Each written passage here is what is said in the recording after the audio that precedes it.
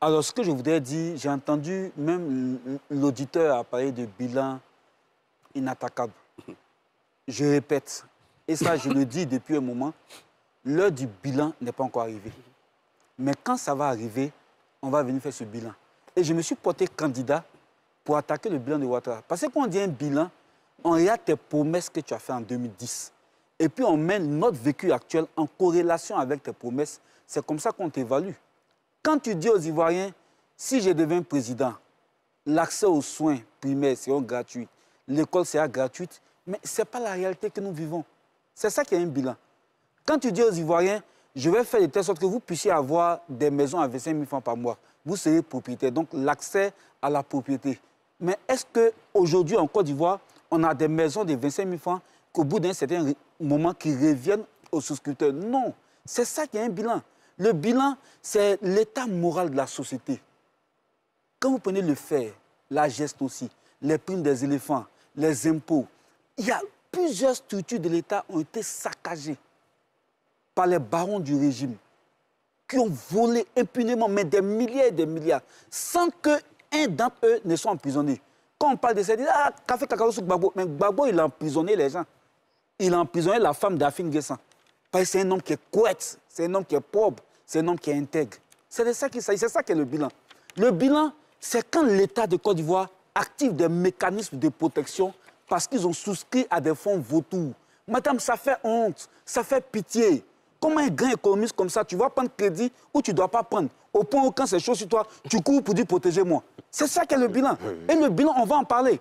Et ça ne va pas leur plaire. Le nombre d'écoles qu'ils ont. Moi, à Mako, il y a une école que je connais. Ils prennent une école qui existe déjà et ils mettent un peu de peinture. Ils disent après d'aujourd'hui, c'est lycée 1 et 2. Et ils ont fait ça dans beaucoup d'endroits. Le bilan, là, on va auditer aussi la dette. Le bilan, on va ressortir les infrastructures qui ont été financées par le contrat de désendettement qui a été octroyé, qui a été validé par Laurent Gbagbo. Le bilan, on va aussi parler de ce que d'autres États nous ont fait. Il y a des États qui nous ont fait des échangeurs. Ici, il y a des États qui nous ont fait des hôpitaux. Le bilan, on va parler de l'utilité de certaines infrastructures, là où le CHU de Yopougon ne fonctionne pas de façon optimale. Le bilan, nous sommes prêts pour ça. Mais ce n'est pas l'heure du bilan. Donc, dites-leur, laissons à faire des bilans là. Prochainement, on va programmer un truc à faire des bilans. Même Gbagbo, il n'a pas conçu d'école, il n'a pas conçu d'hôpitaux. On va apporter la preuve que c'est faux. D'accord, mais comme vous dites que c'est voilà, pas l'heure du bilan... Non, je dis ça parce qu'ils reviennent systématiquement sur ça. Et moi, je compte sur vous. Quand ils commencent, dites-leur arrêtez. C'est pas ça. Alors, on parle du discours de Gbagbo. Je laisse tomber l'éligibilité de Ouattara. Et ça, je pense, de M. Ouattara, s'il vous plaît, je pense que ce débat-là ne doit plus se faire normalement. Vous savez, une nation, un pays, c'est les tests. Un pays, c'est la Constitution. Quand celui qui est censé défendre la Constitution arrive à violer cette Constitution-là, l'ordre social est brouillé. Et on n'arrive pas à s'épanouir dans un tel pays. Vous voyez, on dit ça va, mais pourquoi les Ivoiriens traversent la Méditerranée en masse? On dit ça va, pourquoi les Ivoiriens se suicident autant? On dit ça va, madame, en prison, des gens ont la drogue, ils ont des grenades, on les tue en prison. Madame, c'est que ça ne va pas. Il y a quelque chose qui ne va pas. Mais il faut qu'on revienne aux fondamentaux.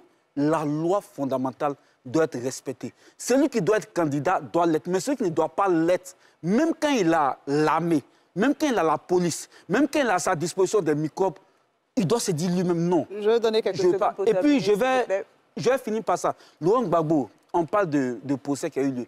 Mais soyons factuels. La BCAO dit on ne m'a pas braqué. Mais pourquoi vous insistez à nous faire croire qu'il y a eu braquage? Fabrice Lago l'a dit, on va On allait à la Cour africaine des droits de l'homme parce qu'on n'était pas d'accord avec le verdict qui a été prononcé ici. Cette cour-là, l'État de Côte d'Ivoire a souscrit à cette cour à travers Charles Djibi Kofi. Voici le papier qu'elle a. Mais cette cour-là a dit, et voici nos papiers qu'elle a, je vais vous donner pour qu'ils puissent en prendre connaissance. Cette cour-là dit, demande à l'État de Côte d'Ivoire, ordonne de réintégrer le nom de Gbagbo sur la liste étoile. C'est nous qui sommes pour le respect du droit et de la justice. D'accord, merci Blaise Las. Merci. Merci beaucoup pour vos temps de parole. Messieurs, je veux rappeler que cette émission a un temps bien imparti et qu'on va devoir la refermer dans quelques instants. Allez-y, Fanny Karim. Oui, Fabrice, lorsqu'il a pris la parole, a dit à un certain moment donné comment tu as fait pour être maire. Ben, j'ai été élu. J'ai gagné les élections en 2013 avec mon mentor, celui qui m'a mis en politique. Et puis en 2018, j'étais face à une liste PDCI et EDS que j'ai battue.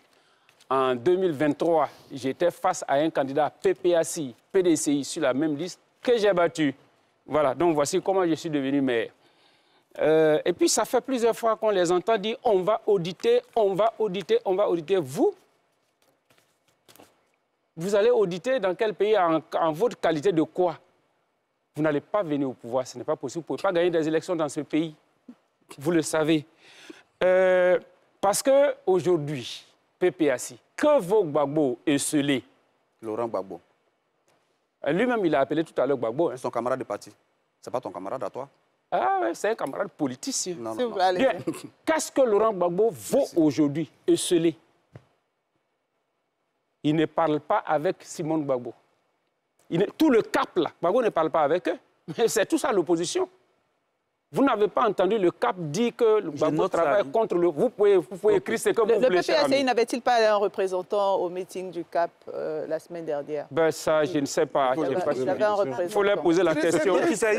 S'il vous plaît, messieurs. S'il vous plaît. Gbagbo, on sait, c'est un secret de polichinelle que Gbagbo n'adresse pas la parole à Fingessa, il n'adresse pas la parole à Charles Blé. Quel est le lien avec le discours? J'arrive, s'il vous plaît, vous allez me laisser développer ça.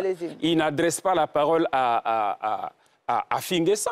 Tout ce monde-là, il ne leur adresse pas la parole. Il est seul dans son coin, il envoie des pics même par moment à Tidiane Tam qui serait tantôt danois, qui serait tantôt français, qui serait moitié ivoirien. Tout ça, on a entendu. Donc, Laurent Gbagbo, il va tout seul. Il ne peut aboutir absolument à rien. Mais on a entendu ici, quand Laurent Gbagbo était encore là, il faut que Laurent Gbagbo vienne pour qu'il y ait la réconciliation. Il faut que Laurent Gbagbo vienne pour qu'il y ait la réconciliation. On a même pensé que si le programme de Laurent Gbagbo rentrait au pays, le lendemain, les Ivoiriens se réveilleraient et puis se mettraient à s'embrasser dans la rue sans distinction. Mais jusqu'à aujourd'hui, il est venu plus divisé avec lui-même que n'importe qui. Aujourd'hui, le président Laurent Gbagbo, mais son monde a disparu. Il est seul. Mais je les ai entendus beaucoup parler des rébellions, de armes, etc. Je voudrais terminer là-dessus. La rébellion à laquelle ils font référence là, ça n'est pas le RDR. Bien que ce parti n'existe pas aujourd'hui, mais on ne va pas laisser ce mensonge-là prospérer.